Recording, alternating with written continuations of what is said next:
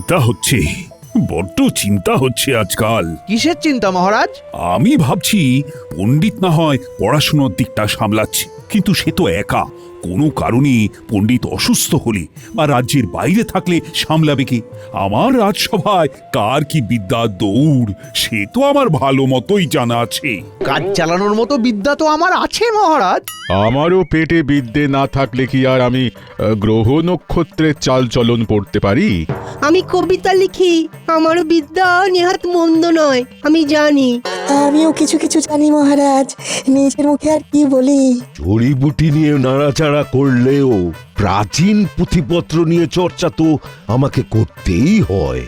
কারোর কথাই ফেলে দেওয়া যায় না, তবু কেন জানি না চিন্তা হয়। আমাদের বিদ্যা কতদূর কি ঠিক না ভুল সেটা না হয় পণ্ডিত নিজেই যাচাই করে নিক। কি যে বলেন মন্ত্রী মশাই, আপনার পাণ্ডিত্য যাচাই করব আমি, সেই ধৃষ্টতা কি আমার আছে?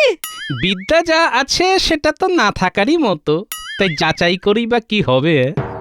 ফাঁকা কলসির আওয়াজ বেশি। আমার তো মনে হয় সবাই কাজ চালিয়ে দিলেও অকাজটা করবে গোপাল। বিলক্ষণ বলেছেন, কারণ ওরই পেটে বিদ্যে নেই। তাহলে ওর ওই জ্বালার মতো পেটে আছেটা কি? হ্যাঁ, যত সব হাবি জাবি কুট কচালি। এ আমি কি শুনছি গোপাল? তোমার যে হাঁড়ির হাল সেটা তো আগে বুঝিনি। বেশ টের পাচ্ছি যে আমাকে নিয়ে মস্করা করছে। না না, চুপ করে থাকলে আরো চেপে ধরবে, তাই পাল্টা জবাব দিতে হবে। ওই দেখুন মহারাজ, দেখুন গোপাল কেমন ঢোক গিলছে দেখুন। কি আর বলি বলুন মহারাজ, আমি না বলতেই তো সবটাই আপনারা জেনে আর বুঝে গেছেন। বিদ্যের যখন আমার এতই অভাব, তবে না হয় আবার প্রথম থেকেই শুরু করি। সেটা আবার কি হবে? সামনেই তো সরস্বতী পুজো, তা পণ্ডিত মশাই ওর টোলে বিদ্যার দেবীর আরাধনা করার ব্যবস্থা করুন, সেখানেই না হয় আমার হাতে খড়ি হবে। না না, তাই আবার হয় নাকি? এই বয়সে হাতে করি, এটা কি মস্করা হচ্ছে নাকি? শেখার কি আর বয়স আছে পণ্ডিত মশাই? মা সরস্বতীর নাম করে শুরু করে দিলেই হয়। গোপালের যখন এতটাই পড়াশোনার ইচ্ছে, তখন না হয় গোপাল যেমন চাইছে তেমনই হোক, কি বলো মন্ত্রী? তাছাড়া যেখানে বিদ্যাদান করা হয় সেখানে বিদ্যার দেবীর আরাধনা হবে, এর চেয়ে ভালো আর কি হতে পারে? হ্যাঁ হোক না, আরে পণ্ডিতের টোলেই গোপালের হাতে খড়ি হোক। সে যাই হোক, পণ্ডিত আচ্ছা ফাঁপড়ে পড়েছে এবার। কি মুশকিল, এবারে তাহলে টোলে সরস্বতী পুজো করতে হবে। গোপাল তো আচ্ছা প্যাচে ফেলে দিল আমাকে। এবার দেখো কেমন লাগে।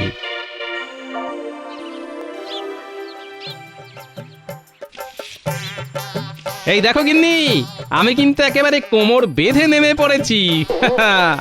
ও মা, এ কি? ও সব আবার কেন? দুদিন পরেই যে আমার হাতে খড়ি হবে গিন্নি, তাই একেবারে সব জোগাড় করে নিয়ে এসেছি গিন্নি। বুড়ো বয়সে তোমার ভীমরাতি হয়েছে নাকি? আমি তো জানতাম তোমার অক্ষর জ্ঞান আছে, তাহলে আবার হাতে খড়ি করে কি হবে? তুমি যা জানো সেটা তো আর সবাই জানে না, তাই যারা যেমন করে জানবে তাদের সেইভাবেই জানাতে হবে। কি যে বলছো, কিছুই তো বুঝতে পারছি না। সবটা বুঝেই বা কি করবে গিন্নি, শুধু এটুকু বুঝলেই হবে যে শেখার কোনো শেষ নেই, তাই শেখা শুরু করারও বয়স নেই।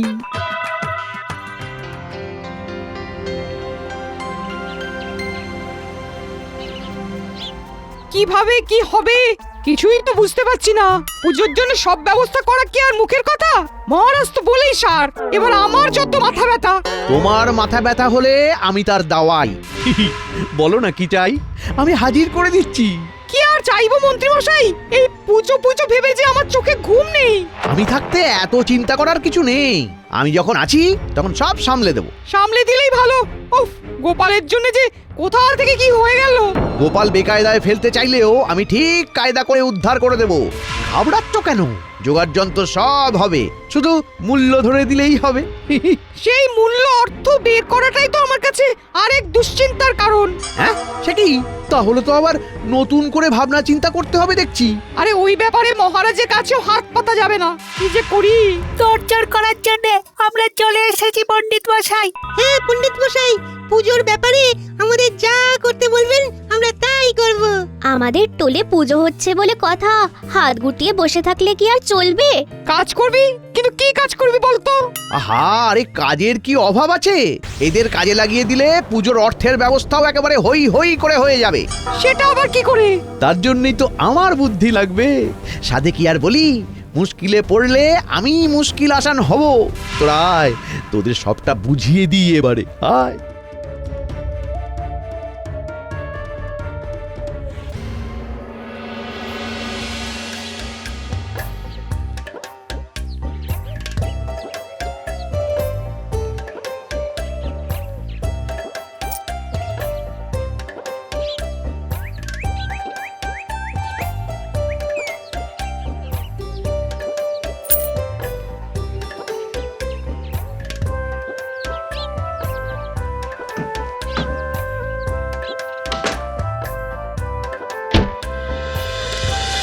এটা বেশ অন্যরকম একটা কাজ পেয়েছি, তাই না রে? সে আর বলতে, সবার কাছে গিয়ে চাঁদা চাইছি, কেউ দিচ্ছে কেউ দিচ্ছে না। না দিয়ে যাবে কোথায়? এই তো দেখ না কেমন করে চাইতে হয়, দেখাচ্ছি। ও কাকু, আমাদের টোলের সরস্বতী পুজোর জন্য মুক্ত হস্তের দান করুন। তোদের টোলের পুজোয় আমি কেন দান করতে যাব? আহা, বাচ্চারা যখন আদর করে চাইছে ওদের তখন একটু খুশি করে দে না ভাই। সে নয় দিচ্ছি, তবে পণ্ডিত মশাই এইভাবে অর্থ সাহায্য নিলে তো মুশকিল।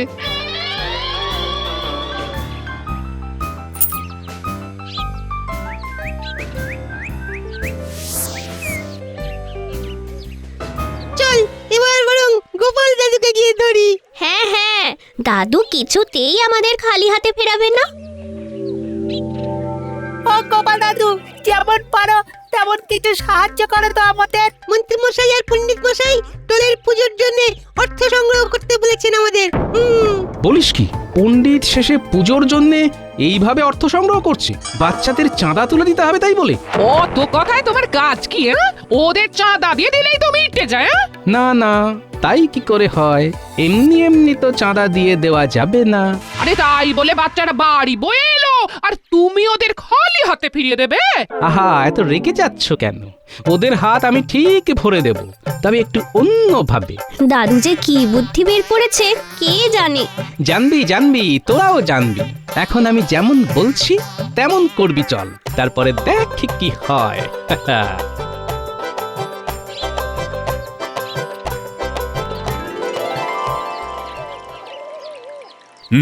তাহলে সবার কাজ শুরু করা যাক নাকি? কি বলো মন্ত্রী? হ্যাঁ হ্যাঁ, শুরু করে দিন মহারাজ। তবে গোপাল আজকে আবার ডুব দিয়েছে। হ্যাঁ, আজ বাদে কাল হাতে করি। গোপাল কি তবে সেই দিকেই মন দিয়েছে? তাই বলে সবার কাজে ফাঁকি দেবে? হ্যাঁ, এটা কি মগের মুলুক নাকি? সে যাই হোক, পণ্ডিত বলো দেখি পুজোর ব্যবস্থা কত দূর? পুজোর ব্যাপারে আমাকে জিজ্ঞাসা করুন মহারাজ, আমি বলছি পুজো নিয়ে কোনো কথা হবে না। হ্যাঁ হ্যাঁ, মন্ত্রী মশাই তো আমাকে উঠতে বসতে সুপরামর্শ দিয়ে সাহায্য করছেন। তাই আয়োজনে যে কোনো ফাঁক থাকবে না, এটা কিন্তু আমি লিখে দিতে পারি। ভালো হলেই ভালো। সেই ভালোর জন্যই তো আপনার কাছে আসা মহারাজ। এই মরেছে, গোপাল আবার সাঙ্গপাঙ্গ নিয়ে হাজির হলো কেন? আবার আবার কোন প্যাঁচে ফেলবে না তো? ব্যাপার কি গোপাল? এই যে পণ্ডিত মশাইয়ের টোলের সরস্বতী পুজোর অনুদান সংগ্রহ করতে এসেছি মহারাজ। যা ভেবেছি ঠিক তাই, গোপাল আবার ঝামেলায় ফেলার মতলব করেছে। এই মরেছে, এই গোপাল তো হাটে হাঁড়ি ভেঙে ফেললো বলে মনে হচ্ছে। ইস, এইসব কি হচ্ছে গোপাল? এটা আবার কি? তেমন কিছু নয় মহারাজ, ওই পণ্ডিত মশাই বাচ্চাদের যেমন করতে বলেছেন আমি তাদের দিয়ে তাই করাচ্ছি। তা তোমাকে আবার শিং ভেঙে বাছুরের দলে ঢুকতে কে বলেছে? শরীরটা বড় হলেও বোধ বুদ্ধির দিক থেকে তো আমি বাচ্চা মন্ত্রী মশাই। আপনারাই নিদান দিয়েছেন, না হলে কি আর আমার এখন হাতে খড়ি হয়? তাই আমিও বাচ্চাদের দলে। ছি ছি পণ্ডিত, শেষে কিনা তুমি অনুদানের অর্থে বাণী বন্দনা করবে, তাও আবার সেই অর্থ সংগ্রহ করবে এই বাচ্চারা? না মহারাজ, আমি তো মানে ওই মন্ত্রী মশাই যেমন বলেছিলেন। আরে আহা, এর মধ্যে আবার আমাকে নিয়ে টানাটানি করার কি আছে? অত শত কিছু বুঝি না। এবার পণ্ডিত তোমার নিজের খরচেই টোলে পুজো করাতে হবে।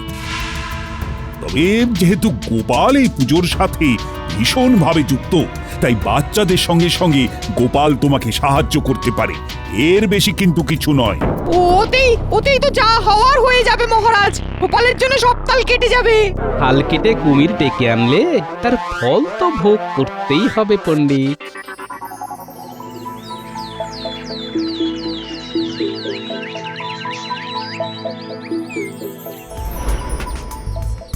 কি ঝকমারি কাণ্ড হলো এবার। এদিকে ফল, মিষ্টি, দশকর্মা থেকে প্রতিমা সব আনা বাকি।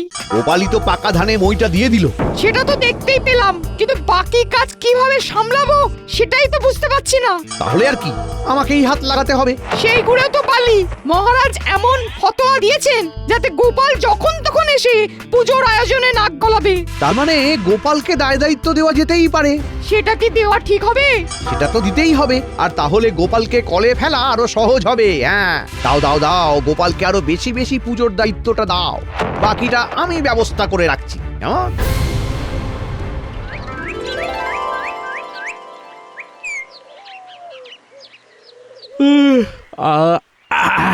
আর যেন শরীরটা কেমন ম্যাজ ম্যাজ করছে। না, আর একটু উল্টে পাল্টে নিই তাহলে। বলি হাতে খড়ি হচ্ছে নাকি মাথা কিনে নিয়েছো?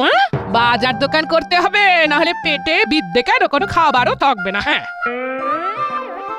দিদাত বলে ধরালে আমরা কিন্তু ফর্দ ধরাবো। পণ্ডিত মশাই পুজোর ফল মূল মিষ্টি এমনকি প্রতিমা পর্যন্ত আনার দায়িত্ব দিয়েছে তোমাকে। হ্যাঁ, চলো দাদু, তাহলে কেনাকাটাটা সেরেই ফেলি। সে না হয় যাব, তবে পণ্ডিত হঠাৎ এত দায়িত্ব আমার উপর দিল কেন? না না না, এবার ভালো মতো চোখ কান খোলা রাখতে হবে দেখছি। দাদু, কেনাকাটার তো বিস্তর জিনিস আছে, তা কোথা থেকে শুরু করবে তাহলে? চল তাহলে ফল দিয়েই শুরু করি। পণ্ডিত মশাইয়ের টোলে সরস্বতী পুজো, তাই বেছে বেছে ভালো ভালো ফল দেবে। শুনে নিলে তো? তুমি শুধু কি কি লাগবে হেঁকে দাও গোপাল দাদা, আমি ফর্দ বানিয়ে নিচ্ছি। আহা, ফর্দ বানানোর কি দরকার? এই তো কলা 3 কাঁধি, শাকালু 20 কিলো, নারকেল কুল 4 ঝুড়ি, শশা 200টা। না না না না না, এই তো দেখছি পরিমাণে অনেকটা করে লেখা। কোনো চিন্তা নেই, ফল পণ্ডিত মশাইয়ের বাড়িতে পৌঁছে দেব। তার আর দরকার কি ভাই, আমরা না হয় একটা ঠেলা গাড়ি বোঝাই করে নিজেরাই নিয়ে চলে যাব। অনেক ফল, এক্ষুনি সব ব্যবস্থা করে দেওয়া যাবে না। চলো গোপাল দাদু, আমরা অন্য কেনাকাটা সামলে নিই তাহলে। হ্যাঁ, তাই চল। বাকি ব্যাপারটা খেয়াল আছে তো? যেমন বলেছি তেমন না হলে দোকান উঠিয়ে দিতে হবে। চিন্তা নেই, মন্ত্রী মশাইয়ের কথা মতোই কাজ হবে। ওখানে তো তেমন কিছু কাজ হলো না, যাই তাহলে ওই মিষ্টির বায়নাটা করে দিই। কি লাগবে গোপাল দাদা? পণ্ডিত মশাইয়ের টোলে পুজো হবে, তাই মিষ্টি গুছিয়ে দিতে হবে তো। ওরে বাবা, ব্যাপার কি? এখানে তো আমি বলার আগেই সব তৈরি মনে হচ্ছে। না না না না না, এক্ষুনি তৈরি হবে কি করে? পুজোর দিন সকালে টাটকা মিষ্টি পৌঁছে যাবে। তার মানে এখন মিষ্টি চেখেও দেখা যাবে না? আজ আমাদের কপালটাই খারাপ মনে হচ্ছে। খারাপ ভালো যাই হোক, মিষ্টি বেশ ব্যবস্থা করে নিয়ে যেতে হবে, তাই আমরা নিজেরাই সব নিয়ে যাব। হ্যাঁ, তুমি নিশ্চিন্ত থাকো গোপাল দাদা, আমি ঝুড়িতে করে মিষ্টি বেশ গুছিয়ে পাঠিয়ে দেব। কেমন যেন একটা খটকা লাগছে। ফল মিষ্টি সবকিছুই কেউ সঙ্গে সঙ্গে দিচ্ছে না কেন? তাহলে এখানে আর দাঁড়িয়েই বা কি হবে? চলো না গোপাল দাদু, আমরা বরং প্রতিমাটা গিয়ে নিয়ে আসি। এখন তো সেটাই করতে হবে দেখছি।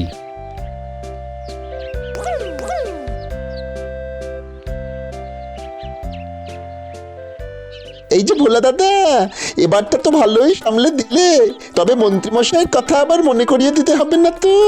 একটু এদিক ওদিক হলেই কিন্তু বাসি মিষ্টি বিক্রির কথা 5 কান করে দিয়ে দোকানের ঝাঁপ ফেলে দেব।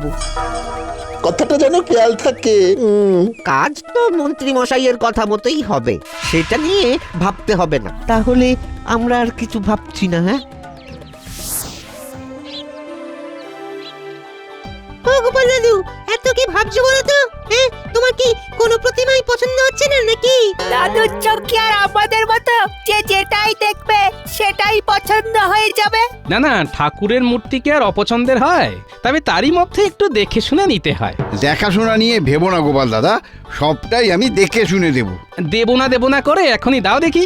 আমরা একেবারে সঙ্গে করে নিয়ে যাব। না না, এখনো অনেক ছোট ছোট কাজ বাকি আছে, তবে চিন্তা নেই, পুজোর আগে সময় মতো ঠিক পৌঁছে দেব। ওই দেখো, এখান থেকেও তো খালি হাতে ফিরে যেতে হবে। কি আর করা যাবে। একদম ভালো লাগছে না, কোনো কিছুই তো সঙ্গে করে নিয়ে যেতে পারছি না। তাই প্রতিমা না নিয়ে আমরা যাব না। আর সবটাই তো মানিয়ে গুছিয়ে নিতে হবে, তাই বায়না না করে আয়, আমি যেটা বলছি সেটা মন দিয়ে শোন।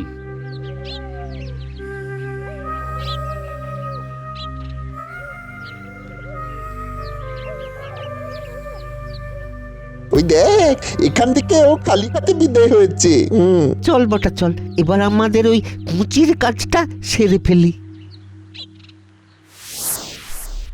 কোনো চিন্তা নেই গোপাল দাদু, আমরা তোমার কথা মতোই কাজ করব।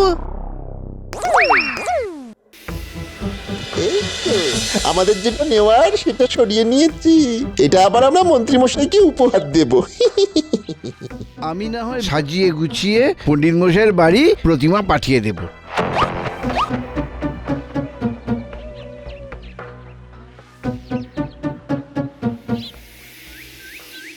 দেখলি গোপাল দাদুর কথাই ঠিক, তাহলে ওরা এলো আর কি একটা নিয়ে গেল। পেছন থেকে মন্ত্রী মশাই কলকাঠি নাড়ছে বলে তো মনে হচ্ছে। কালই তো সরস্বতী পুজো, তার আগেই মনে হচ্ছে বিস্তর গন্ডগোল আছে।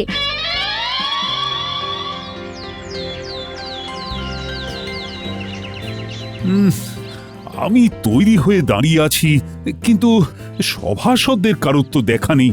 এই তো আমরা এসে গেছি মহারাজ, আজ বাদ দিলাম বাকি সব কাজ। সেটা তো দিতেই হবে, আজ পণ্ডিত মশাইয়ের টোলে সরস্বতী পুজো হচ্ছে বলে কথা। কিন্তু মন্ত্রী নেই কেন? তার তো এতক্ষণ হাজির হয়ে যাবার কথা। আগে মন্ত্রী মশাই পুজোর আগে ওই নিম হলুদ বাটা মেখে স্নান করে শরীর ও মন শুদ্ধ করছেন। হ্যাঁ, বলো কি? শুধু তাই নয় মহারাজ, পুষ্পাঞ্জলি দেওয়ার আগে কিছু খাবেনও না বলে দিয়েছেন। তবে বোধহয় উনি একেবারে শুভ্র বস্ত্র পরে শান্ত মনে যথা সময় পণ্ডিতের টোলে হাজির হবেন। আমারও তাই মনে হচ্ছে।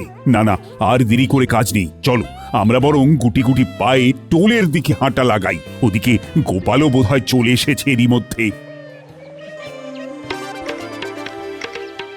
সকালে উঠে স্নান সেরে শুদ্ধ বস্ত্র পরে আমি কিন্তু বাচ্চাদের সঙ্গে স্লেট খড়ি নিয়ে হাজির হয়ে গেছি।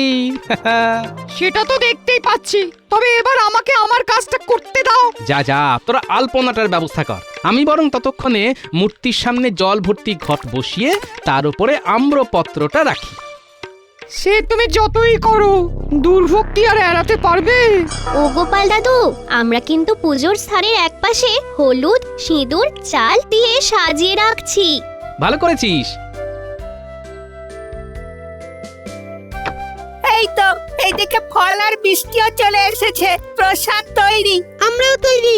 একদম নয়, পুজোর অঞ্জলির পরই ফল মিষ্টি খেতে হয়। এখন যা, দেবী সরস্বতী মূর্তির একপাশে দোয়াত, খাগের কলম আর বই রাখ গিয়ে। এই তো পুজোর জোগাড় সব সারা হয়ে গেছে। কি পণ্ডিত, এবার পুজো শুরু করে দাও, আর দেরি কিসের? এই তো মহারাজ, এবার ফল মিষ্টিগুলো সাজিয়ে নি। কি দুটো কলা, একটা শশা আর এক মুঠো কুল? এ কি সত্যি নাকি চোখের ভুল? মিষ্টির ঝুড়িতেও কি কটা শুকনো লাড্ডু আর গজা?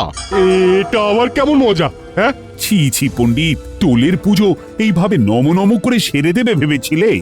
আপনার কথা মতো গোপালকে দায়িত্ব দিয়েছিলাম, কিন্তু এখন তো দেখছি ওই আমাকে হেনস্থা করার জন্য এই সব করেছে।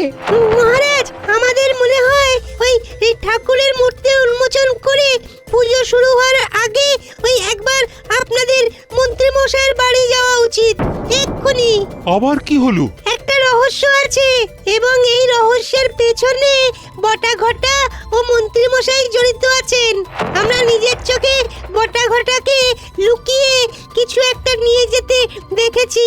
রহস্যের জ্বর ছাড়াতে হবে মহারাজ, সেটাই না হয় করে ফেলি আগে। অঞ্জলি না দিয়ে খেলে তো পাপ হবে মন্ত্রী মশাই। কিচ্ছু হবে না। তাহলে আমার সন্দেহ ঠিক প্রমাণ হলো। বাচ্চাদের দেওয়া খবর অনুযায়ী মন্ত্রী মশাই যে আড়াল থেকে কলকাঠি নাড়ছে সেটা আগেই টের পেয়েছিলাম। এবার ফল মিষ্টি এখানে এক জায়গাতেই পাওয়া গেল। কি মন্ত্রী, এই নাকি তোমার নির্জলা উপোস করে পুষ্পাঞ্জলি দেওয়া? না না মানে হ্যাঁ মানে আপনারা এখানে এখন? সব দায়িত্ব পেয়ে আর দোকানীদের আচরণ দেখে আমার আগেই খটকা লেগেছিল। তারপরে বটা ঘটা কিছু একটা সরিয়ে ফেলছে এই খবরটা পাওয়ার পরে বুঝতে অসুবিধে হয়নি যে কে কাকে হেনস্থা করার চেষ্টা করছে মহারাজ। তাহলে টোলে 2-4টে ফল মিষ্টি পাঠিয়ে বাকি সব নিজের কাছে রেখে তোয়াজ করে খাওয়ার মতলব করেছিলে তুমি। পণ্ডিতেরও এতে সায় ছিল মহারাজ। বটে, তলায় তলায় এত কিছু। আচ্ছা, পণ্ডিতের ব্যবস্থা আমি পরে করছি। তবে এবার সমস্ত গ্রামবাসীদের জন্য নিজের খরচে ফল মিষ্টি প্রসাদের ব্যবস্থা করবে মন্ত্রী। টোলে পুজো হওয়ার পরে আমি নিজে সব বিতরণ করব। এবারের মতো আমাকে ছেড়ে দিন মহারাজ। এখন সমস্ত কিছু জিনিসপত্র গুছিয়ে টোলে নিয়ে এসো, আমরা এগোলাম। একটু পরেই পুজো শুরু হবে।